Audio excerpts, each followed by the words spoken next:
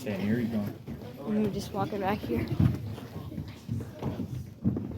Good morning, good morning, good morning. Like three of you. All right. Morning. All right, we're going to be in 1 Samuel 17 if you want to start getting there. 1 Samuel 17 is actually a chapter of the Bible that a lot of people know. Even a lot of unbelievers know this story. And we're going to be going through a good chunk of 1 Samuel today, but we want to start here because this is kind of where it starts for us. Not really where it started for David, but where it starts for us. 1 Samuel chapter 17 is the story of David and Goliath. And we're going to go through it, and we're going to go through the entirety of chapter 17, and I'm going to kind of stop and make comments along the way. So just so you know, we're going to be reading the whole thing, but there will be intermissions. It won't be just one long reading fest. All right, here we go. 1 Samuel 17, verse 1. Now the Philistines gathered their forces for war and assembled at Succoth in Judah. They pitched camp at Ephes-dammim, between Soko and Azekah. I'm making these names up. I have no idea what they actually are. Okay, just making sure you guys know. When you get to a hard name, I just say the fun A word or the fun S word or whatever. I'm terrible at speaking these names. Saul and the Israelites assembled and camped in the valley of Elah and drew up their battle line to meet the Philistines. The Philistines occupy one hill and Israel another with a valley between them. All right, I want to stop there just for a second. I want you to kind of have this picture of what it actually looks like. There's a hill where Israel is camped, and a hill on the other side where the Philistines are camped, and there's a valley in between. Okay? That's literally what this looks like. One nation, one army is on one hill, the other is on the next hill, and they're fighting in the valley. Verse 4, a champion named Goliath, who was from Gath, came out of the Philistine camp. He was over 9 feet tall and had a bronze helmet on his head and wore a coat of scale armor of bronze weighing 5,000 shekels. On his legs he wore bronze greaves, and a bronze javelin was slung on his back. His spear shaft was like that of a weaver's rod, and its iron point weighed 600 shekels. His shield bearer went ahead of him. All right, this whole thing is just to show you how big he is, right? That's the point here. This guy is huge. He's over 9 feet tall. That's enormous. All his armor here, they're saying basically his armor was like the weight of a normal person. Like he was a 9 foot tall giant, and he basically had a whole other person's weight of armor on top of him. Okay? This was enormous. Unfortunately, I'm going to kind of go and tell you a little bit extra here that isn't actually in the Bible. A lot of people don't realize just how big other people were here. If you recall, we talked a couple months ago about Abraham and Isaac. Remember, when Abraham took him up on the mountain to sacrifice him? Remember this story? A lot of people had this image of Isaac being this baby that he held down and put the knife. He wasn't. He was probably in his 20s or 30s at least. Think about that. A father that's over 100 years old having to hold down their son that's 20, 30 years old. No, Isaac had just as much faith as Abraham did. He willingly laid down. Well, in this, we have a very similar thing. Saul is said to be about 7 feet tall. Remember, he is head and shoulders above everyone else. Right? So if he is head and shoulders above everyone else, think about what that means as far as height. They estimate that he's around 7.5 feet tall. Saul. Goliath is over 9. Saul is still tall, but not as tall. They estimate David is probably about 6.5 feet tall at this point. That's a little bit taller than me. You estimate this out because we see little boy David here, this big against 9 foot tall Goliath. That's not really what's going on, and we can prove it in a few minutes. But I want you to kind of get this picture that David is actually bigger than you think. Okay? It wasn't a total mismatch here as far as their size. It was in other ways, but as far as their size. Okay? All right, verse 8. Goliath stood and shouted to the ranks of Israel, "Why do you come out and line up for battle? Am I not a Philistine? And are you not the servants of Saul? Choose a man and have him come down to me. If he is able to fight and kill me, we will become your subjects. But if I overcome him and kill him, you will become our subjects and serve us." Then the Philistines said, "This day I defy the ranks of Israel. Give me a man and let us fight each other." On hearing the Philistines' words, Saul and all the Israelites were dismayed and terrified. Remember, Saul was put as a king because he was supposed to lead the army into battle against the Philistines. Who is supposed to be the one that fights Goliath? Saul. Saul is the one that is supposed to be fighting. And it says here, Saul and all of the Israelites were dismayed and terrified. Okay? All right. Verse 11 to verse 12, there's kind of a scene change. We changed to now we're going and seeing what's going on with David. So in here, we think of it kind of like a play where literally there's an entire change of venue. We're not at the battle anymore. We're where David is. Okay, verse 12 says, "Now David was the son of an Ephraite named Jesse, who was from Bethlehem in Judah. Jesse had 8 sons, and in Saul's time he was old and well advanced in years." Now Jesse was older. Jesse's 3 oldest sons had followed Saul to the war. Now he had 8 sons. 3 of them are with Saul. Okay? The firstborn was Eliab, the second Abinadab, and the third Shammah. David was the youngest. The 3 oldest followed Saul, but David went back and forth from Saul to tend his father's sheep in Bethlehem. Now, if you know what's going on before this, we actually have a time where Saul is being grieved about what's going on, and David is able to come and play the harp for Saul and help him. Help the demons, that Saul's dealing with. So David is already traveling back and forth between trying to help Saul and tend the flocks. So this is what we're saying. We have the oldest 3 of Jesse already there, and we have David that's kind of always going back and forth between the 2.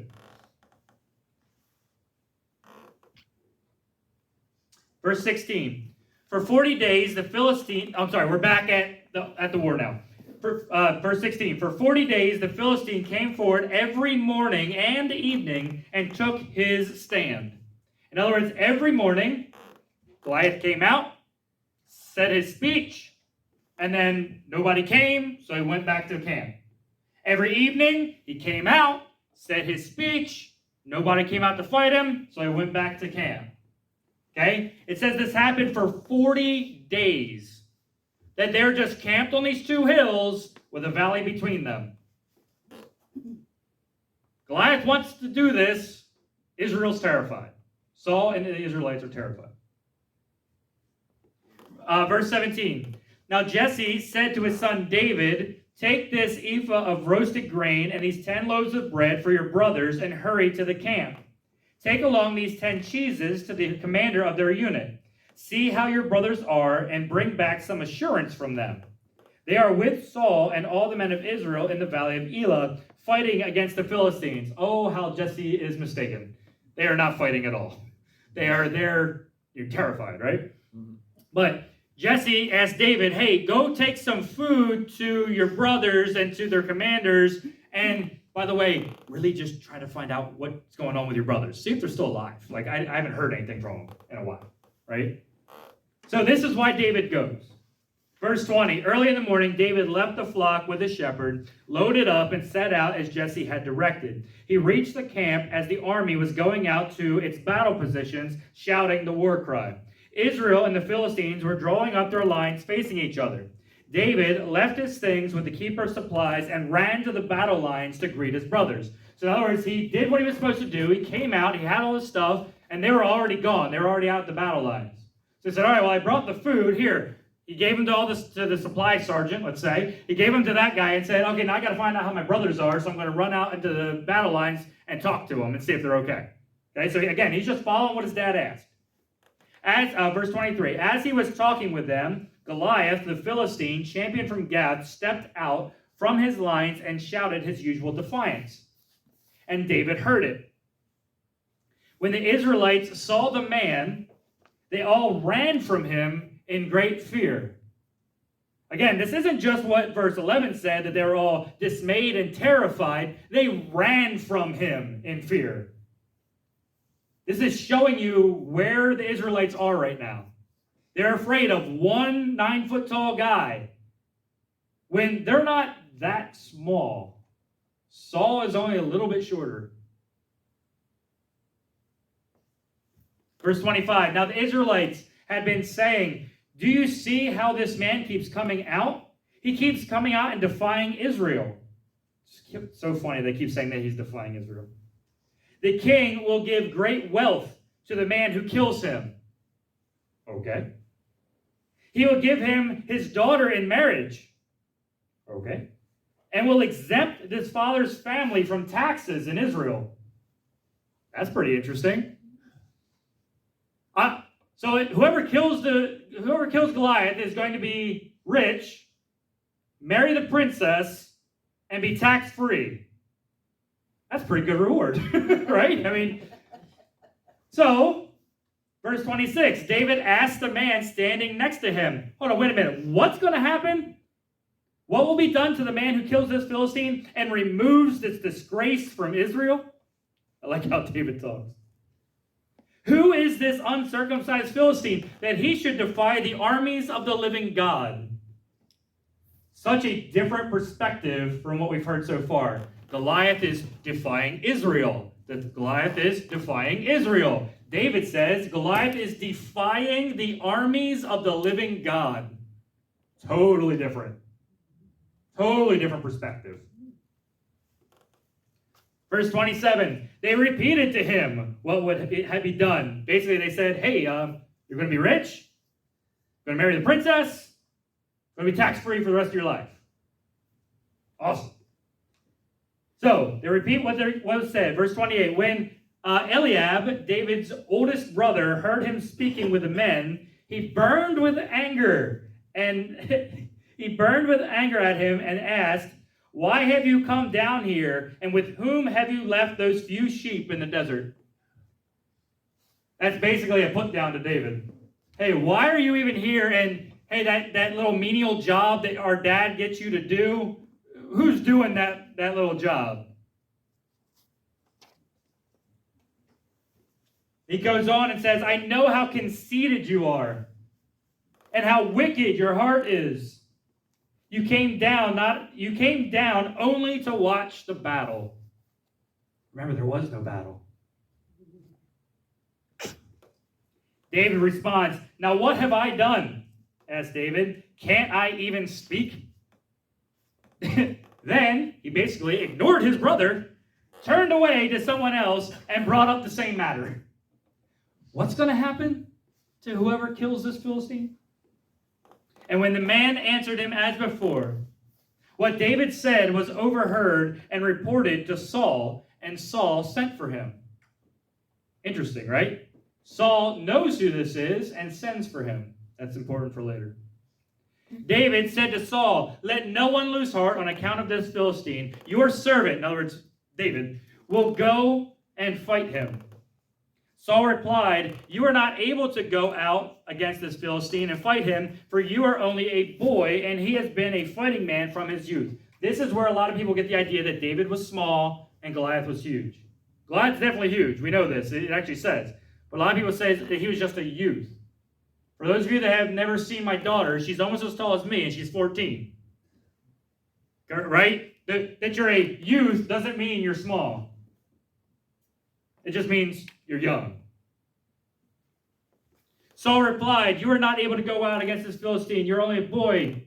He's been a fighting man from his youth. But David said to Saul, your servant has been keeping his father's sheep. You know that menial job that his brother just mentioned, right?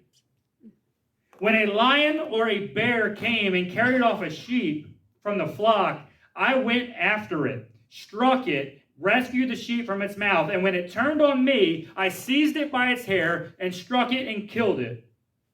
Your servant has killed both lion and bear, and this uncircumcised Philistine will be like one of them, because he has defied the armies of the living God. Think about what that takes. Think about what it takes to go after a lion who took away one of your sheep. Most of us, if not all of us, would be like, well, that's just one less sheep. Right? Yeah. Well, back then it was a sling. I mean. I know, but I'm saying now. Yeah.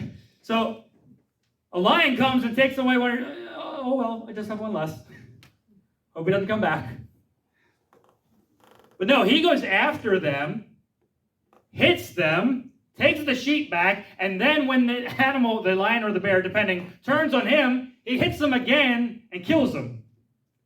Again, this isn't some little 8-year-old boy, right?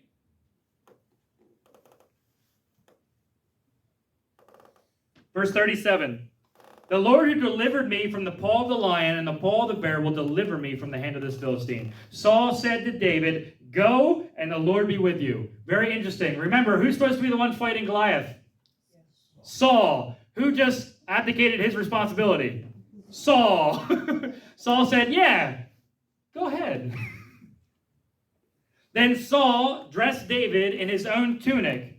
He put on a coat of armor on him and a bronze helmet on his head. David fastened on the sword over the tunic and tried walking around, but he was not used to them. Really interesting. Remember, Saul's the one that's supposed to be fighting here. Saul's not the one fighting, but Saul wants to get credit. So he dresses David up in his own armor. When they see David walk out there, or probably waddle out there, in Saul's armor, who do they think is going to be out there fighting? Saul. Right? The idea here is that, oh, I'm not going to do it. I'm going to give it to David, but I still want the credit for it. Here, let me dress you up like me. Keep going. I cannot go in these, David said to Saul, because I am not used to them. So he took them off. This is the big key as to how we know David was not some little kid. It did not say, I can't go in these because they're too big for me. He said, I can't go in these because I'm not used to them. I've never fought in these before.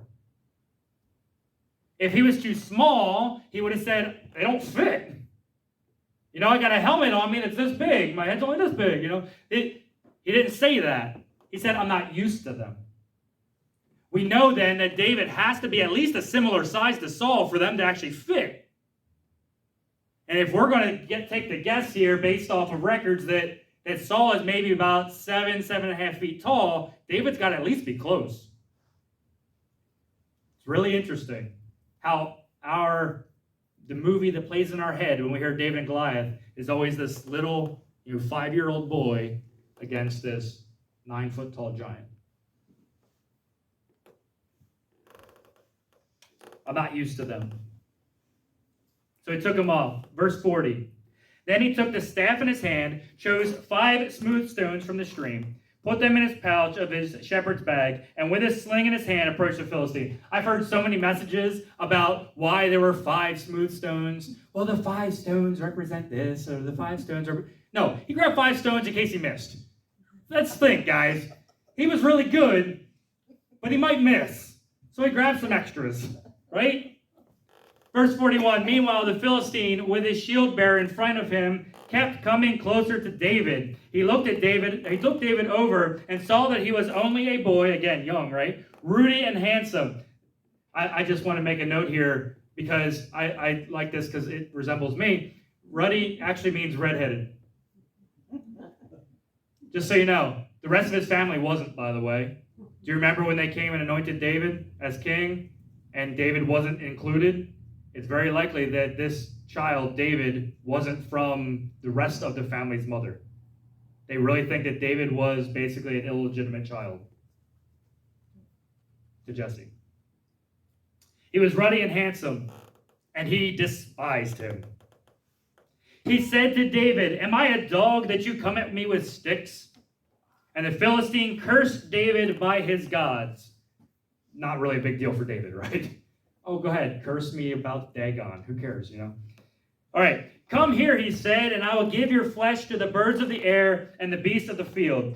David said to the Philistine, you come against me with sword and spear and javelin, but I come against you in the name of the Lord Almighty, the God of the armies of Israel, whom you have defied. Again, remember, all the other verses before said that he defied Israel, right? Now, David's saying, you defied God. You come at me with sword and spear and javelin, but I come against you in the name of the Lord God Almighty, the God of the armies of Israel, whom you defied. This day the Lord will hand you over to me, and I will strike you down and cut off your head. David doesn't have a sword.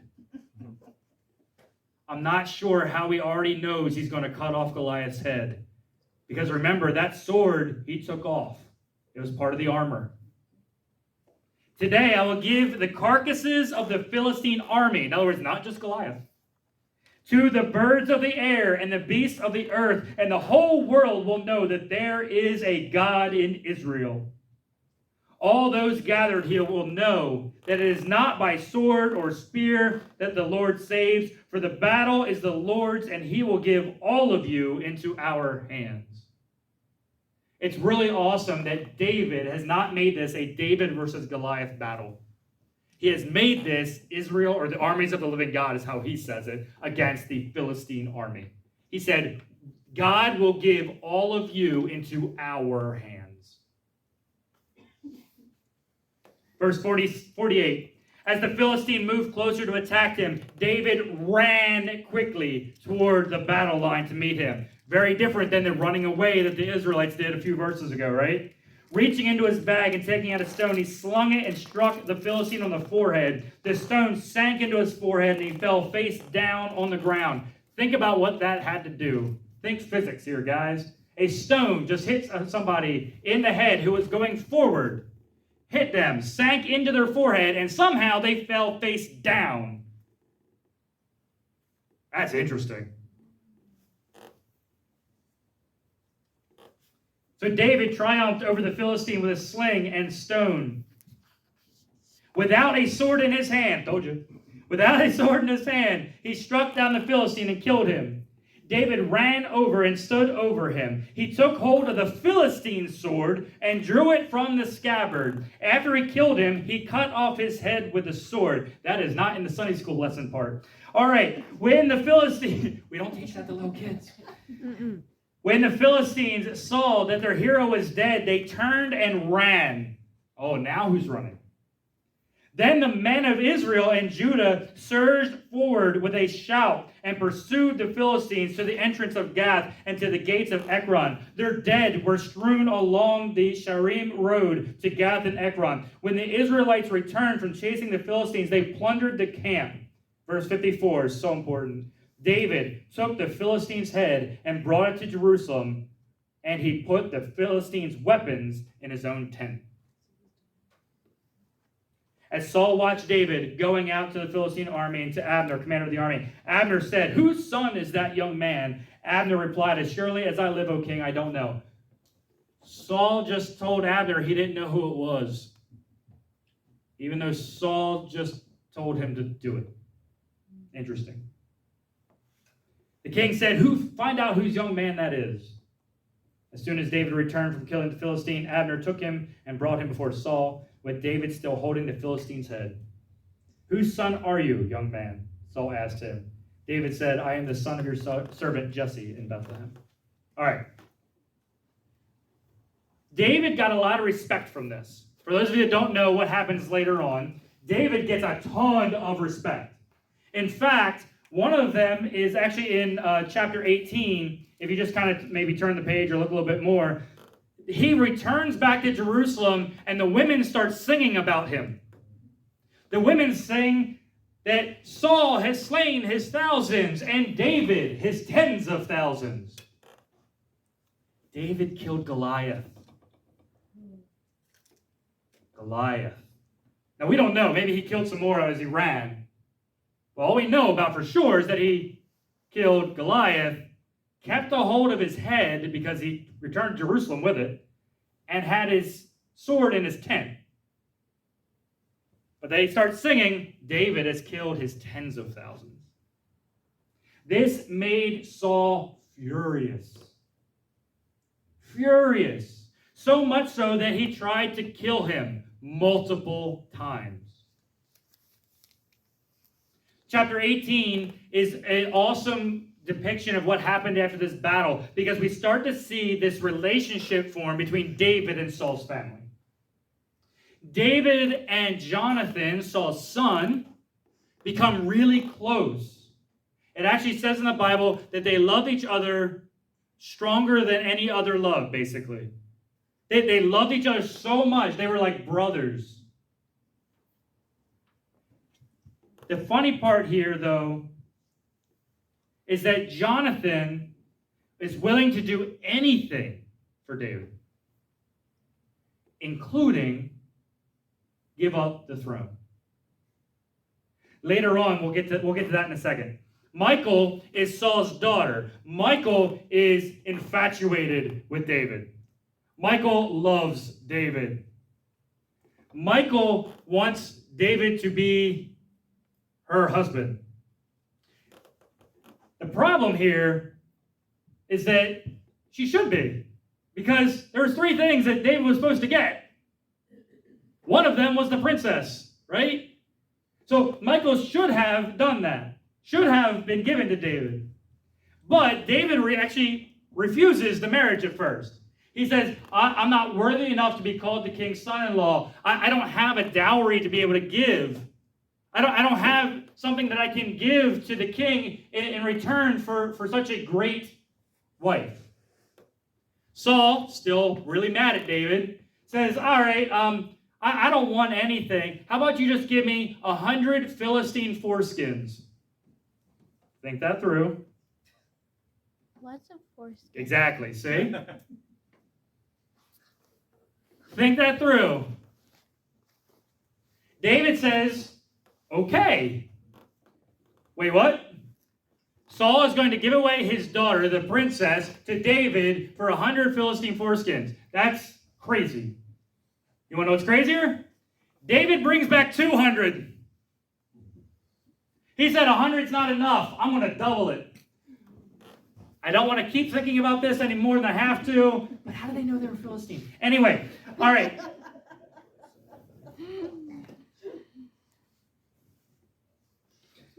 Chapter 19. Chapter 19. Saul's still trying to kill David. This time, David escapes with help from Michal, his new wife. Chapter 20. David and Jonathan make a covenant. Covenant is a really important word. For those of you that have never heard this word, it is critical. It is actually what marriage is. Marriage is not a contract, it is a covenant. It is opened with blood. The marriage is not when you stand up front and say, I do to each other. Not in a biblical sense.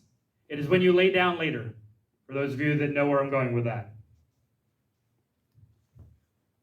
So, chapter 20 goes in to say that they make a covenant of blood so that David can prove to Jonathan that Saul is actually trying to kill him. Jonathan's like, I don't think Dad's trying to kill you. I just don't think he likes you. And David says, no, he's trying to kill me. I'll prove it to you.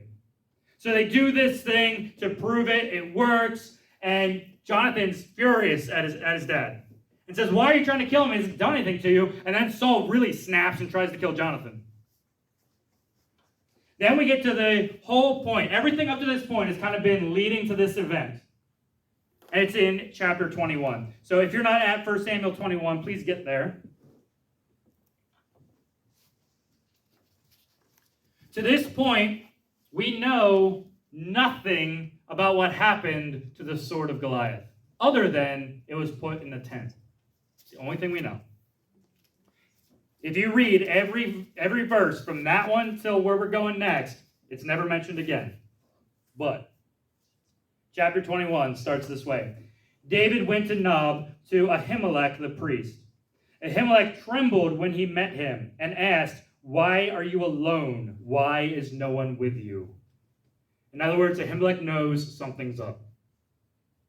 David answered Ahimelech the priest, the king charged me with a certain matter and said to me, no one is to know anything about your mission and your instructions. As for my men, I have told them to meet me at a certain place. Now then, what do you have on hand? Give me 5 loaves of bread or whatever you can find. David and his mighty men at this point are running from Saul. Saul is trying to kill them. David just lied to the priest.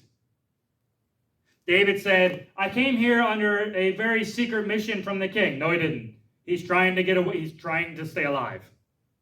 He walks in and asks for food. Okay? In other words, they haven't eaten. They need food. He says, give me whatever you can find. But the priest answered David, I don't have any ordinary bread on hand. However, there is some consecrated bread here, provided the men have kept themselves from women. Interesting thought. There was bread that was offered to God as an offering. And then every day they would take that bread down, put up a new loaf of bread. That old loaf of bread was called consecrated bread. It was only supposed to be eaten by the priests. People that were holy. That they, in this case, kept themselves from women. David replied, indeed, women have been kept from us, as usual, whenever I set out. Remember, he was never set out. The men's things are holy, even on missions that are not holy. That's an interesting thought. How much more so today? So the priest gave him the consecrated bread, since there was no bread there except the bread of the presence, and had been removed from before the Lord and replaced by hot bread on the day it was taken away. Now, one of Saul's servants was there that day. Oh, of course they are. Right? One of Saul's servants is there. He was detained before the Lord. He was Doeg, the Edomite, Saul's head shepherd. Interesting. Another shepherd. David asked Ahimelech, don't you have a spear or sword here? I haven't brought my sword or any other weapon because the king's business was urgent. Again, he's not there for king's business, but he doesn't have a weapon, and he needs one. And he's asking the priest in the temple for a weapon. Interesting. The priest replied, the sword of Goliath the Philistine, whom you killed in the valley of Elah, is here. It is wrapped in a cloth behind the ephod. If you want it, take it. There's no sword here but that one. How did the sword get there? A lot of people believe David brought it there, that he brought it before God and offered it as a sacrifice. There's nothing to back that up. That's what a lot of people believe happened for the sword to have gotten from David's tent to this temple. David said, there is none like it. Give it to me. It is really interesting to note from this point on, David has the Sword of Goliath. So let's continue on through some of 1 Samuel to kind of show you some stories that we all know about, that once you realize he has the Sword of Goliath, it kind of puts it into a different thought process. Chapter 22, these same priests, the ones that fed David and gave the sword, are actually killed because they helped David. Chapter 23, David goes to an Israel city of Keilah with Goliath's sword and and liberates the city from the Philistines. Then, this Israelite city, whom he just liberated, David goes to God and says, hey, I hear Saul's coming after me. He knows I'm here. Will these people whom I just liberated turn me over? And God said, yep, run. So David ran. Think about the people of Keilah and their integrity. Chapter 24, this is the one that I really like. Chapter 24, David and his mighty men are still running from Saul, and they hide in a cave. They hide in a deep cave. Well, Saul's crew are right outside, and Saul has to go to the bathroom. So he goes inside the cave, where David and all his men are. And had to be there for a while, so I'm sure he's sitting down. Again, trying to be discreet. And he's there for long enough that David is able to creep up behind him and cut off a part of his robe with Goliath's sword. That's a whole nother thought process. Saul goes out. David comes out after him, yells down to Saul, look, God gave you into my hand. I have proof right here. I have a part of your robe that I literally just cut off you while you were in here. What have I done? And Saul kind of turns. You can kind of see it break. And Saul says, you truly are going to be the next king. God gave you your enemy, and you let him go. Anyway, from that point on, David has Goliath's sword, and everything that happens is with it. So what's the point? The enemy had a plan, and God had a plan. The enemy's plan was Goliath. Goliath with a sword and spear and javelin. God's plan was David. That was it. Notice that in the story, David is calling out things that's going to happen to Goliath that he can't possibly do yet. He said, I'm going to cut off your head before he had a sword. Right? He's calling things out, but that's God's plan. That was God's plan from the beginning. Notice David gave God the glory from the beginning before it even happened. But instead, David killed the enemy's plan and used the weapon of the enemy against him. So let's think of your life. What does the enemy put in place to try to take you out? What weapon is he using to try to stop God's plan? You. You are God's plan. That's why you're here. What weapon is the enemy trying to do to kill God's plan? Whatever that is, I know we all know it. You can think of it right now. What thing has been tormenting you relentlessly over and over and over again? What is it? You need to kill it and then take it.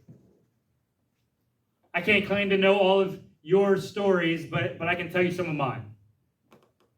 One of the biggest ways the enemy used to attack me, not so much anymore, was through finances. I was a teacher for 13 years. Teachers make a ton of money, right? We had 4 kids. We lived in a house, and we were going to be leaving that house and going into missions and things like that. Well, while we were still there, we had a small period of time when our washing machine, our dryer, and our hot water heater broke like in the course of like 3 months. We had nothing. We're on WIC. We're almost on food stamps. We're trying to just feed our kids. And now we can't do anything with laundry. We don't have any hot water. We need to figure this out. And God provided what we needed through a homeless shelter, of all places. A homeless shelter that I volunteered at frequently. We kind of put it out there, hey, if anybody knows of a cheap one that we can get. And this homeless shelter reached out to us and said, not only do we have some, we have a bunch of them, you have your pick, and you're just going to take it. We'll even deliver it. The hot water heater we did actually have to purchase, but, you guys know I'm not the handiest person. I can get it there. I can't really hook it up that well. And my father-in-law came up and helped us to hook that up. How about when we went to missions? I don't know how many of you have heard this story. We went to missions the very first time. We were going to go, we thought we were going to go. My wife wasn't too sure yet. And she kind of put out this fleece and said, we have to get 6 passports, and that's about $700. We don't have $700. We'll try to raise some support. I think this was in like October. And she said, if we can get the $700 by Christmas, we'll believe that God is in this for the other like $20,000 that we needed. And we said, okay, that's what we'll do. So we tried to sell some pies and sell some cookies. It's Thanksgiving, Christmas time's coming up. And I had this person that reached out to me. He's a friend of mine from high school who I hadn't talked to in over 10 years. And he sent me a message on Facebook and said, hey, I see that you're raising money. What do you need it for? And I said, well, I can't tell you everything, just like I can't tell you guys everything online. But we need passports. And for all 6 of us to go, it's going to be about $700. He said, I'll be at church tomorrow. We said, okay. This guy who I hadn't talked to in over 10 years drove about an hour and a half to get to our church. He wasn't from our area. He drove about an hour and a half to get there, comes up there, sees my wife and I, and hands us an envelope with $700 in it.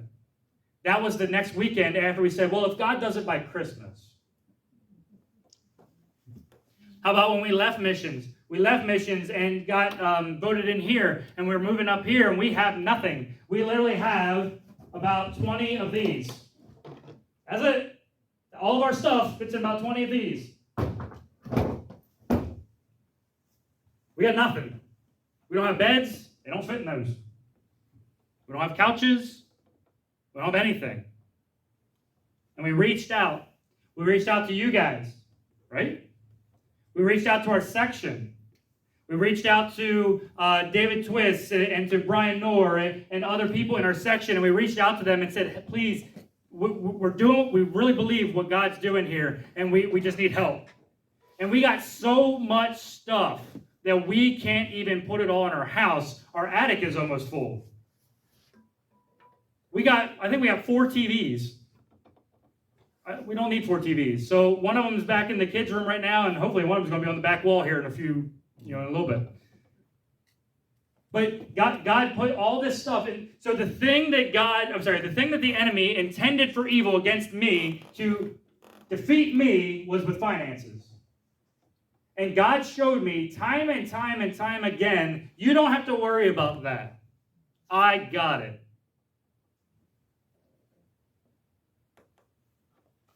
I need you to know that the enemy thought that he was going to kill me with this. But now it's a weapon that I get to use against him. I get to tell my testimony. I get to tell people what God did for me. And let you know that God is no respecter of persons. If he did it for me, he'll do it for you. In fact, Revelation 19:10 is one of my favorite verses. It's right there at the end, if it comes up.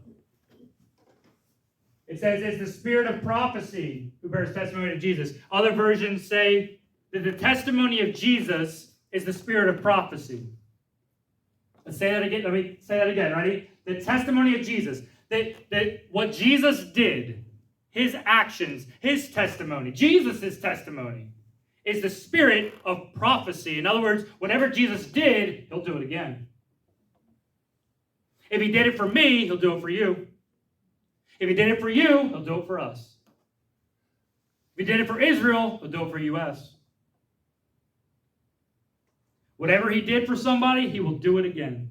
We get to claim the testimonies of Jesus and other Christians in our own life and say, God, you did it for them. I believe you'll do it for me too.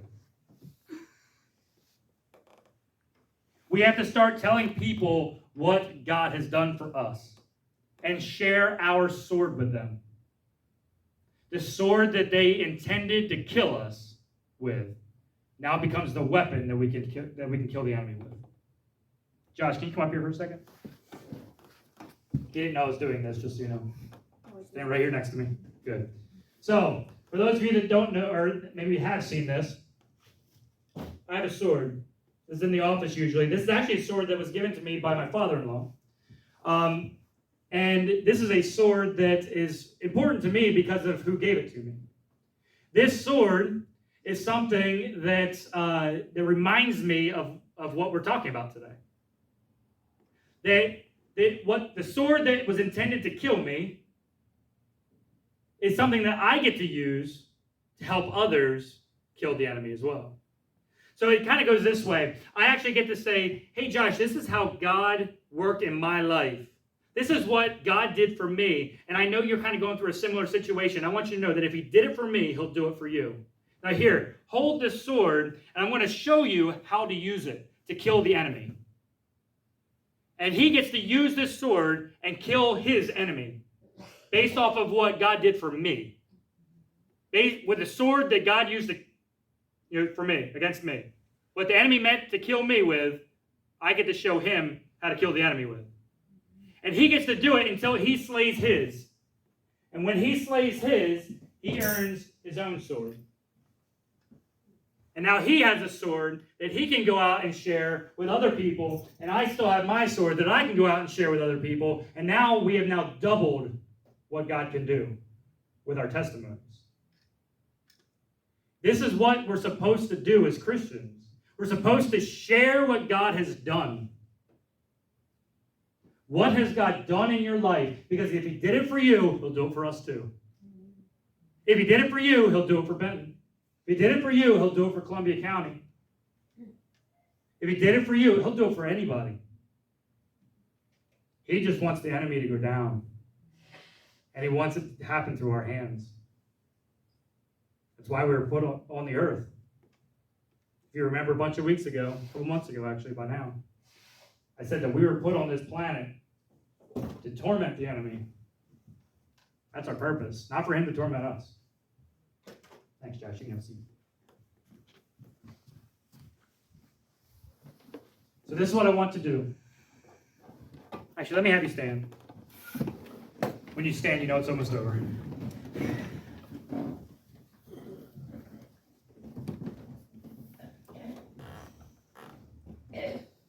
If you remember, a long, long time ago now, I gave you one of these. I gave you an index card. And I asked you to write down things that God has done in your life, or what you're expecting him to do in the year 2022. What do you want to see God do in your life in 2022? This card right here is so important because it is a written documentation of the testimonies that God is doing in our lives. Things on here for me are to pastor a healthy and growing church. That was my first one. Remember, I wrote this before I was even put here. Before I was voted in, I wrote that. And I truly believe that is happening. That I am here and pastoring a healthy and growing church. And I can tell you this and say that if God is going to grow us, he can grow any of these other churches as well.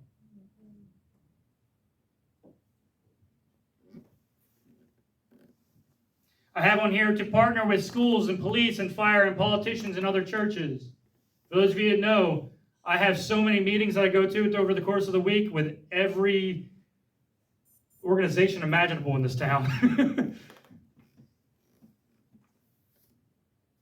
Foster a culture of honor and worship and prayer and healing. We're getting there. There's others on there too that I'll leave off for now, but we're going to get to them.